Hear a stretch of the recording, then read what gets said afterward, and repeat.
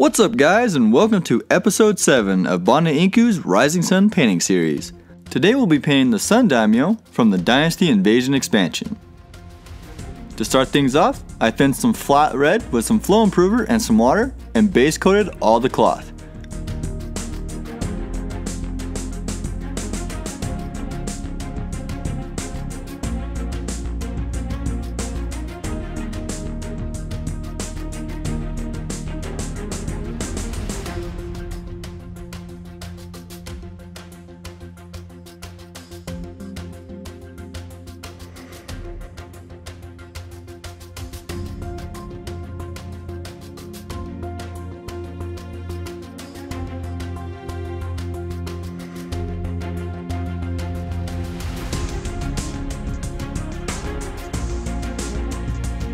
Then after I was done, I stored that extra flat red in a little potion jar and set it aside.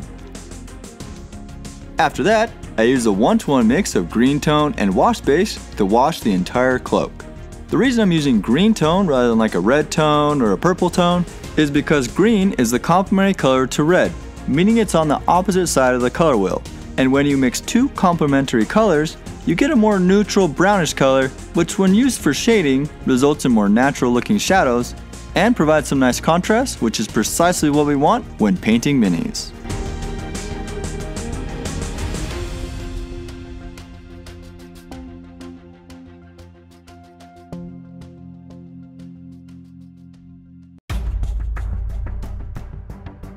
After that wash had fully dried, I used black to pick out the sword sheath and some of the cloths to help me avoid wasting time while doing the next few steps, where I'd be further shading and highlighting all the red cloth.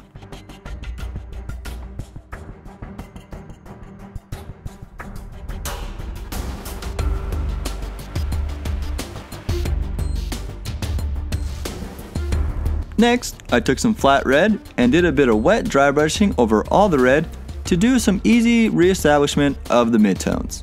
To do this, I put a bit of paint on a flat brush, then wiped the brush on a paper towel until the brush had just a bit more paint than it would for normal dry brushing and was a bit more damp. To test this, I ran the brush against the back of my skin, and if it left a little streak of paint on it, then it was ready to go. I then applied this to the model by running the paintbrush back and forth against the grain or texture of the cloak to easily create some smooth blends between the shaded areas and the midtones.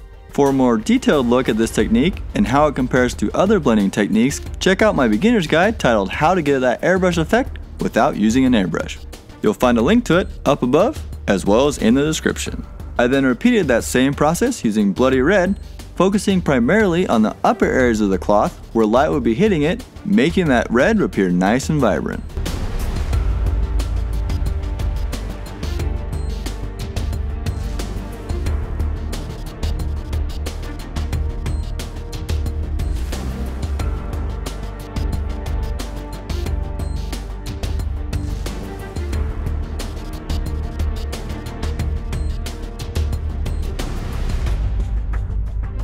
Then to brighten that red one step further, I repeated that process once again using some hot orange, focus on the highest points to really brighten them up.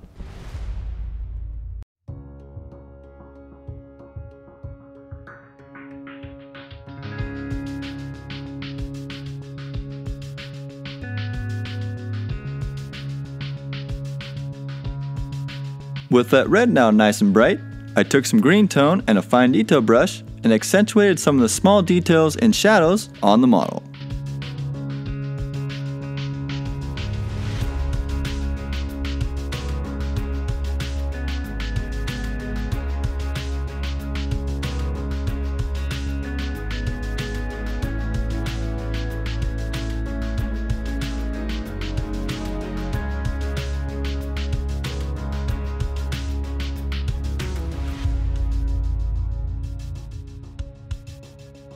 After that, I cleaned up all the black cloth and painted the base using black.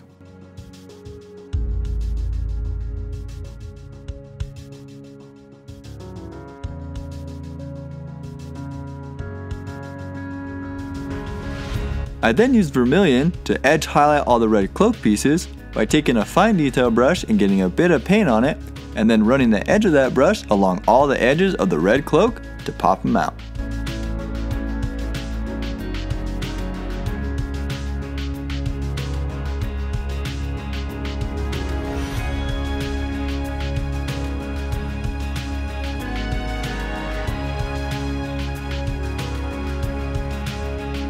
I then did that same thing to apply edge highlights to the black using a 2-to-1 mix of black and dead white, as well as base coat the wolf pelt, which I did mostly with an older brush since I've found that the texture of all that fur tends to beat up my brushes. So I used one of my older Winsor Newtons that's already been destroyed by painting all the fur found on the minis in the Blood Rage core box.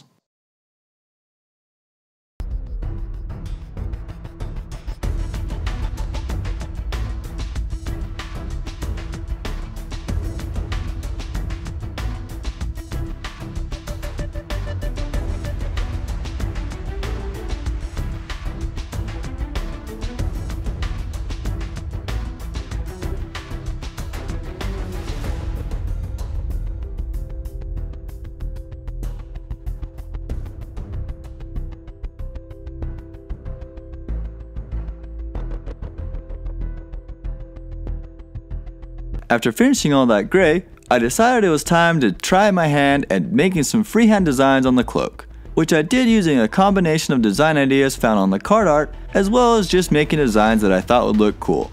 It would have been helpful to mix in some drying retarder while I was doing this to help that white paint from drying so quickly on the tip of my brush, which would have made this process a lot easier and probably a lot faster. I didn't do that this time because, well, frankly, I just forgot.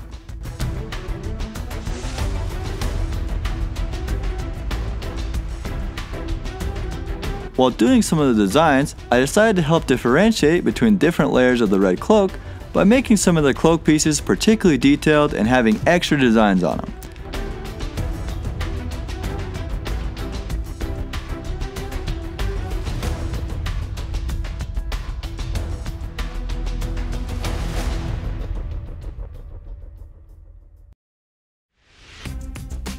After meticulously painting all those white designs, I did the same exact thing on all the black cloak parts using some flat red.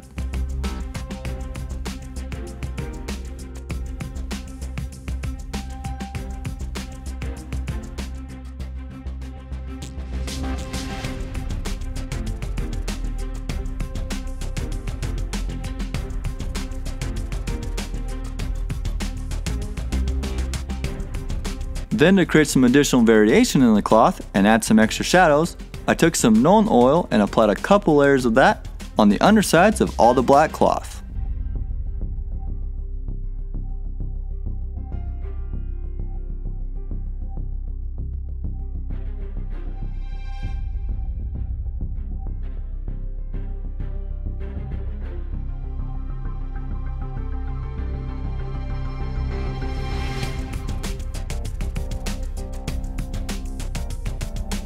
After finishing up with that Nuln Oil, the black parts were all complete. So I moved on to finishing the red parts of the cloak by mixing together some yellow and red ink in an 8:1 ratio to create a nice vibrant orange, which I then applied to the cloth that had all the extra tribal designs to make it a brighter reddish orange color and help differentiate it from the other cloth while still have it all tied together nicely.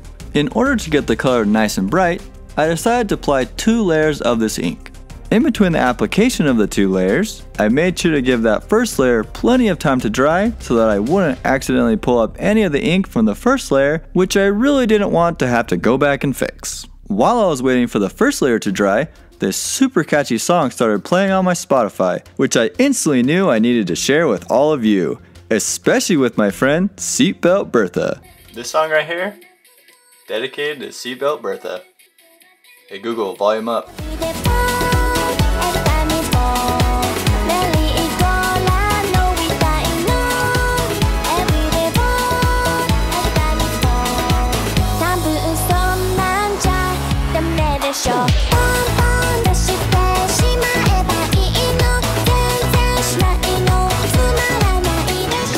See, isn't that song catchy?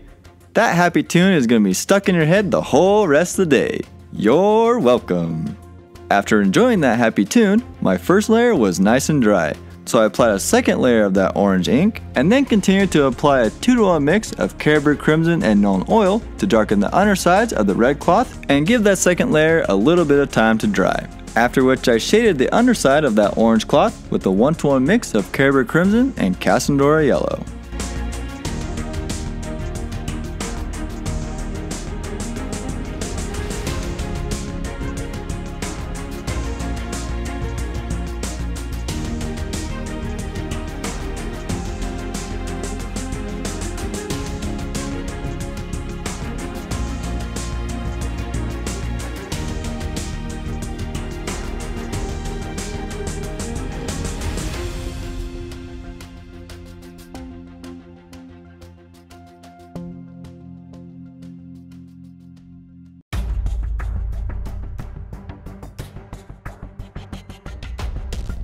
After finishing up all that cloth, I came back to the fur and gave it a damp dry brush using some light gray, being sure to work against the grain to pop out all those furry details. I then repeated that process using some dead white to brighten things up just a little bit more.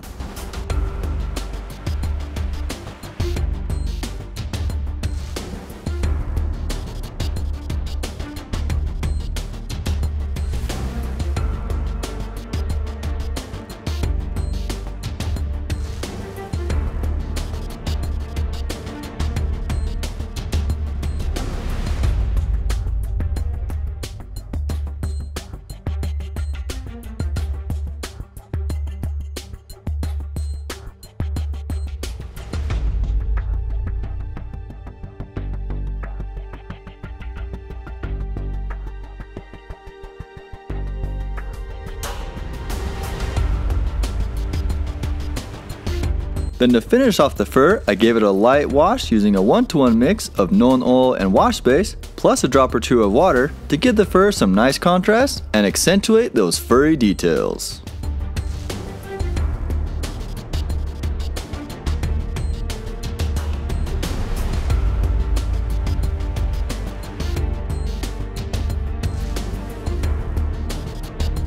Next, I base coated his legs, feet, tassels, and waist strap using leather brown. I also started to apply this to various areas that would later be painted gold, but then decided against it since red is a decent alternative for an undercoat for gold, and I could save a good amount of time by not worrying about applying that leather brown undercoat.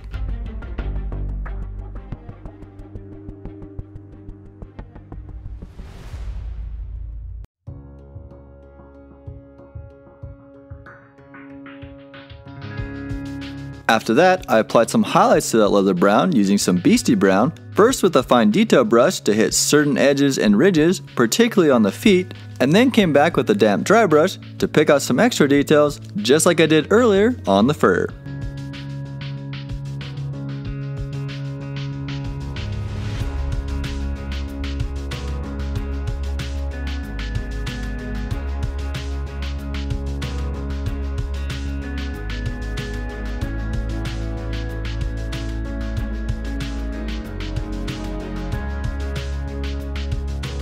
I then brightened up all the fur along his clothes, as well as base coat the wolf claws and the tassels using jackbone. After which, I applied some soft tone to all those jackbone areas to create a bit of contrast.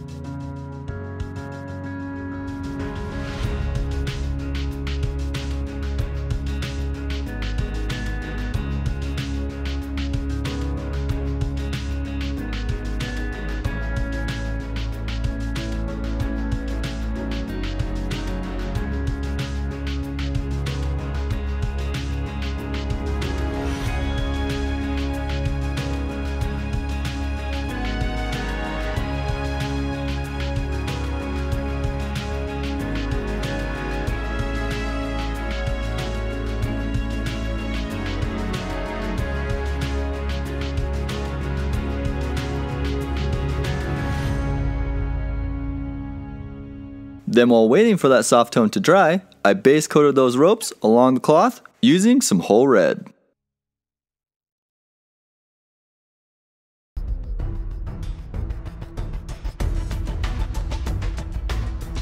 Once that soft tone wash was nice and dry, I came back with some jackbone to apply some final highlights to those furry details.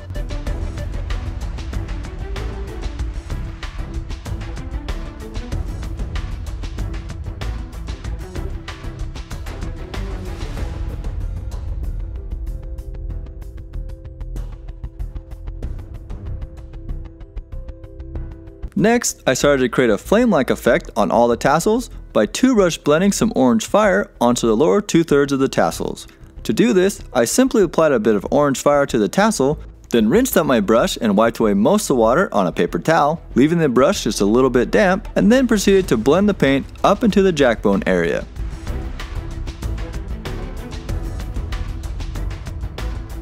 Next, I took some red ink and blended it onto the lower third of the tassels. Now one thing that's really important to note is that with these inks, the pigment tends to settle towards the bottom even more than your normal paints. I didn't realize this for a good while and thought that the inks I had just weren't very vibrant. But actually, it was just that the pigment had settled to the bottom. So just a little tip for you guys, make sure your inks are nice and blended by shaking them up really well to get that nice vibrant color. After that, I came back with some orange fire and went back over some of those red ink areas to smooth out that transition and make that blend look nice and seamless.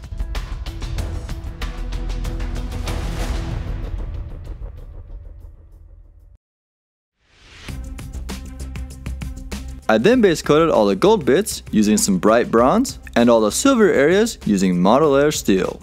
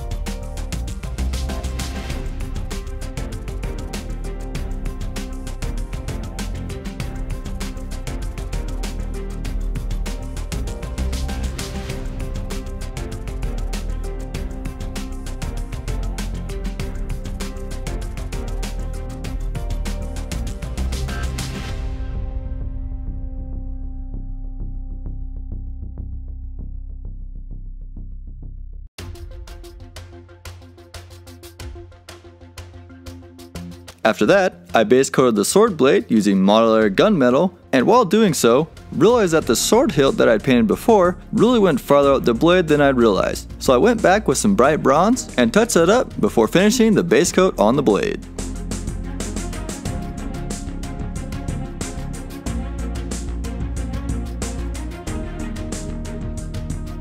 Then I washed all the steel and bronze pieces as well as the nails on the wolf pelt using some Smokey Ink wash. After which, I came back with some Model Air steel to edge highlight all the silver pieces, and then with gold to highlight all the bronze areas, particularly focusing those highlights on the very edges.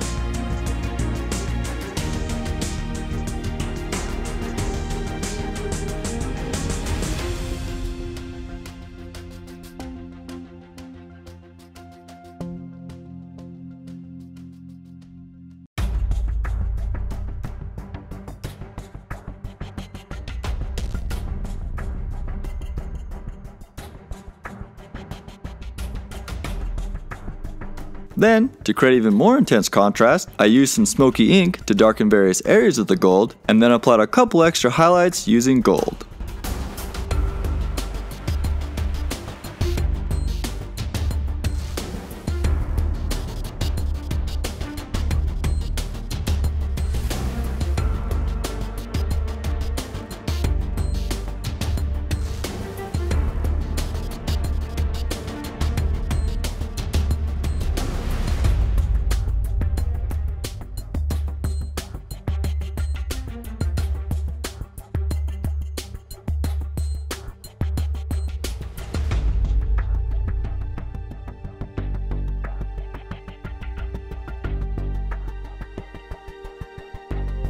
Next, I darkened various areas of the blade using a 2-to-1 mix of Model Air Gunmetal and Model Air Black Metal, wet blending them together to create a nice transition. To create a nice shining effect, I alternated the location of the dark areas on the blade so that if one side had the dark areas on the middle, then the other would have it on the two ends. I also applied a bit of straight black metal on the very edges and in the middle of all the dark spots to give it just a little bit more contrast.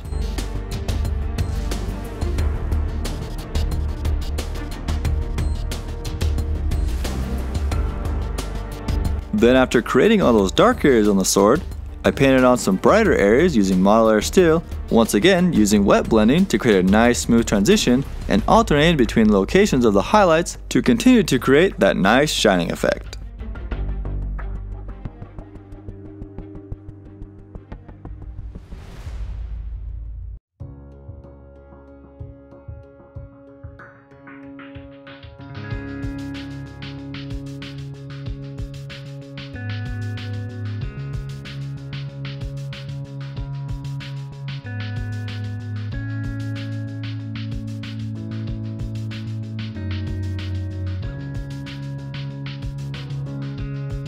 Then to finish off the blade, I applied some blue tone to the mid-tone and darker areas of the sword to create a cool reflective tone, and then applied some edge highlights along the edges and the middle of the blade using Model Air Steel.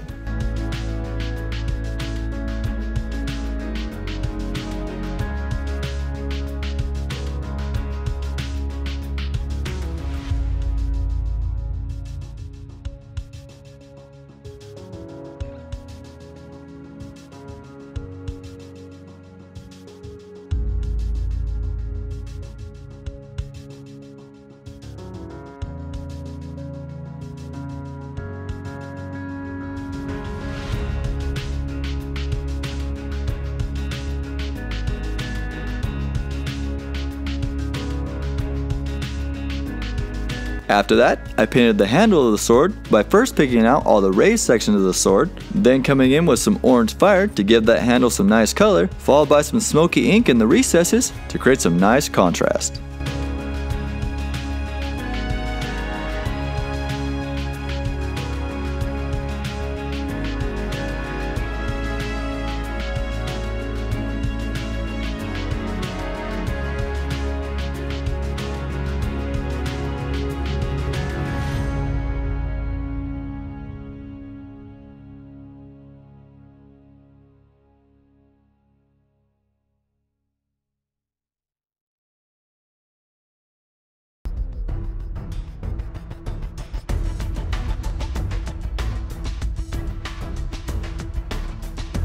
With the sword now done, I moved on to painting her skin by giving it a base coat of a 3-to-1 mix of dead white and jackbone, and then applied some subtle shadows using straight jackbone.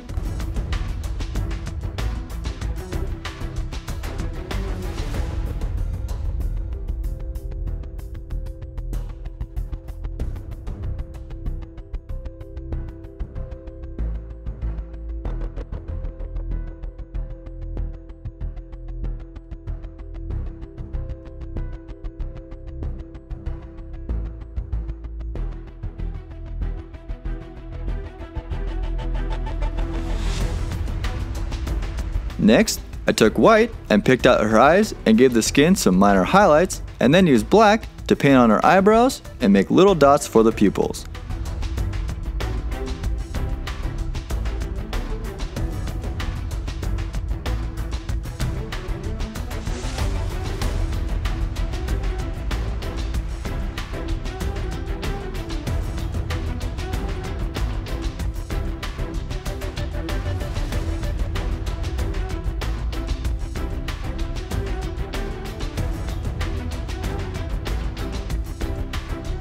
Then after that, I used flat red to pick out her tiny little lips, and then finish up the model by painting the trim of the base with a 3-to-1 mix of Midlund Flesh and Beasty Brown, followed by some varnish to protect all that hard work.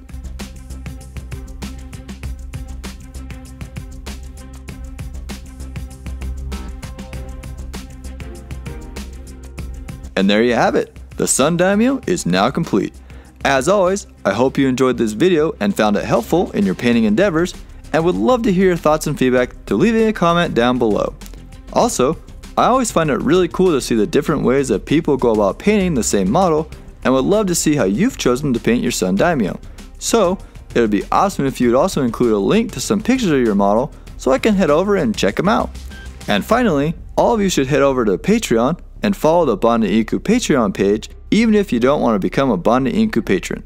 That way, you can see updates on the latest Banda Inku projects, because after completing each model, I always create a public post with multiple pictures of the finished model for all to see.